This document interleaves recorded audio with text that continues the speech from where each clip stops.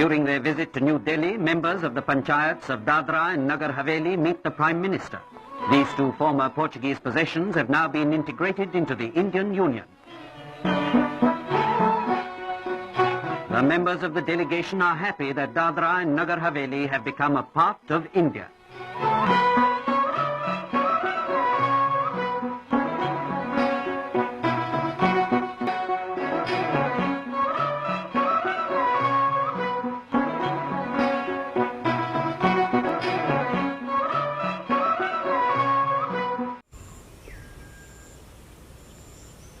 नमस्कार दर्शक मित्रों, आज मैं ऐसे एक ऐतिहासिक जगह पर आया हूं जो दादरा नगर हवेली के इतिहास से जुड़ा हुआ है। यह झोपड़ा आप जो देख रहे हैं, यह सीधे सीधे दादरा नगर हवेली की उस ऐतिहासिक पृष्ठभूमि से जुड़ा है जो हमें आज़ादी की पहली लाइन पर लाकर खड़ा करता है। अब आप कहेंगे इस झोपड़े में ऐसी क्या खास बात है जिसकी वजह से यह एक झोपड़ा हमारे दादरा नगर हवेली के इतिहास और उसकी स्वतंत्रता संग्राम से जुड़े प्रमुख केंद्र में से एक है। तो हम कहेंगे कि यह वही एक स्थान है जब दादरा नगर हवेली की मुक्ति के बाद सन 1961 में भारतीय गणराज्य में दादरा नगर हवेली को शामिल किया गया था। तो यह वही एक घर था जिससे एक 20 वर्षीय महिला निकलती है और विलय पत्र के उस अनुशंसा पत्र पर अपने हस्ताक्षर करती है जिसके बल पर दादरा नगर हवेली भारतीय गणराज्य का एक अभिन्न हिस्सा बनता है। मैं बात कर रहा हूँ जमनी रामजी बरठा के। जमनी रामजी बरठा आखिर हैं कौन और उनके इस अनुशंसा पत्र पर साइन करने से दादरा नगर हवेली भारतीय इतिहास का एक अभिन्न हिस्सा बना और भारतीय गणराज्य का भी एक अभिन्न हिस्सा बना। यह जानने के लिए हमें इतिहास की उस पृष्ठभूमि पर जाना पड़ेगा जिसके लिए दादरा नगर हवेली के हर व्यक्ति को जानना आवश्यक होता है। मैं 1954 की वो बात बता रहा हूँ जब 2 अगस्त 1954 को भारतीय स्वतंत्रता से जुड़े लोगों ने, दादरा नगर हवेली स्वतंत्रता संग्राम से जुड़े लोगों ने दादरा नगर हवेली को स्वतंत्र कराया था। और 2 अगस्त 1954 को मिली आज़ादी के बाद यह सुनिश्चित किया गया कि हम भारतीय गणराज्य के साथ शामिल होंगे। लेकिन इस सब के बीच अंतर्राष्ट्रीय न्यायालय में पुर्तगाली सरकार द्वारा मुकदमा दायर किया गया कि भारतीय गणराज्य का यह हिस्सा उनके पुर्तगाल राज्य का एक प्रमुख हिस्सा है, जिसकी वजह से भारतीय शासकों ने, तत्कालीन जवाहरलाल नेहरू की सरकार ने वेट एंड वॉच की स्थिति अपनाई।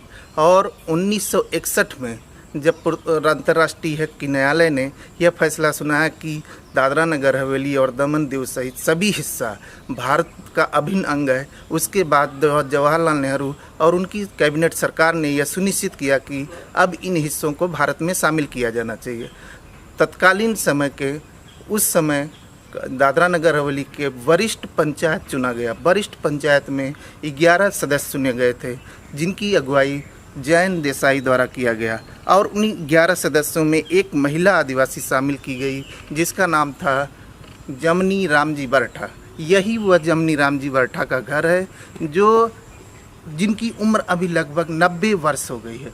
90 वर्ष के इस पड़ाव में इनका ये कहना है कि आज तक न तो सरकार, न प्रशासन, न उनसे कोई नहीं मिलने आया, लेकिन ये वही महिला हैं जिन्होंने आज़ादी के अनुशंसा पत्र पर हस्ताक्षर करके दादरा नगर हवेली को भारतीय गणराज्य का एक अभिन्न हिस्सा बना है। ऐसे समय में मैं उनसे आपको रूबरू कराना चाहूँगा।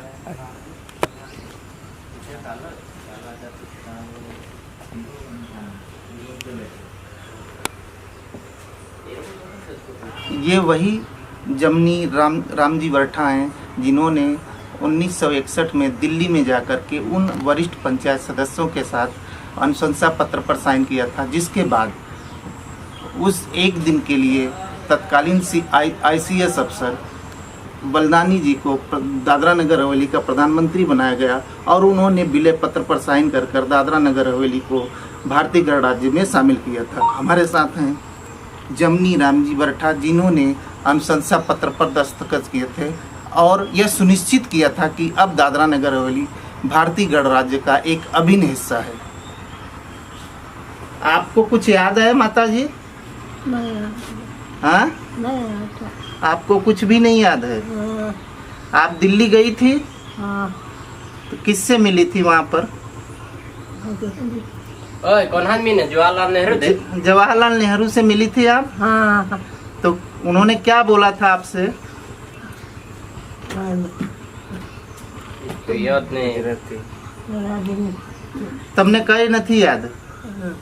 તો તમે કઈ એનું કીધું હતું કે મારા ગામ આવજો ખાવા હારું? તો એ હું કીધું?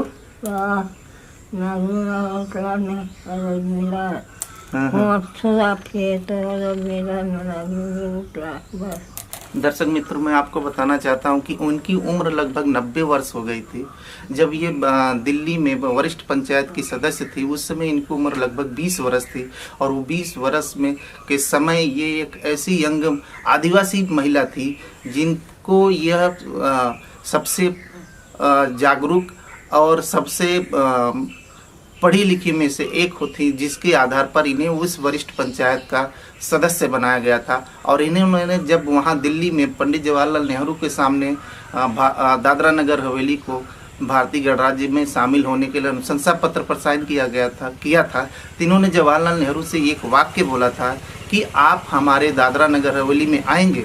तो पूर्व प्रधानमंत्री पंडित जवाहरलाल नेहरू ने यही प्रश्न पूछा था कि मैं दादरा नगर हवेली आकर क्या करूंगा। तो इन्होंने कहा था कि आप दादरा नगर हवेली आएंगे तो मैं आपको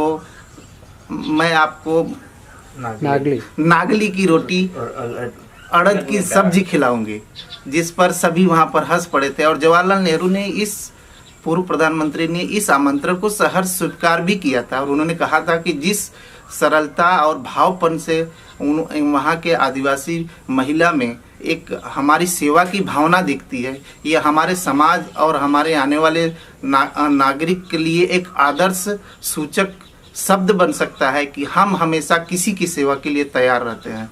जमनी देवी ये वो प्रतिमूर्ति हैं जिन्होंने यह सुनिश्चित किया था कि दादरा नगर हवेली भारतीय गणराज्य का हिस्सा होगा।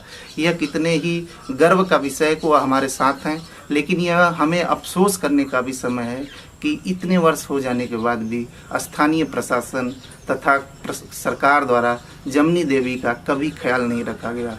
ये वही महिला हैं जिन्होंने इस भूभाग को भारत का एक अभिन्न हिस्सा बनाया था। जय हिंद।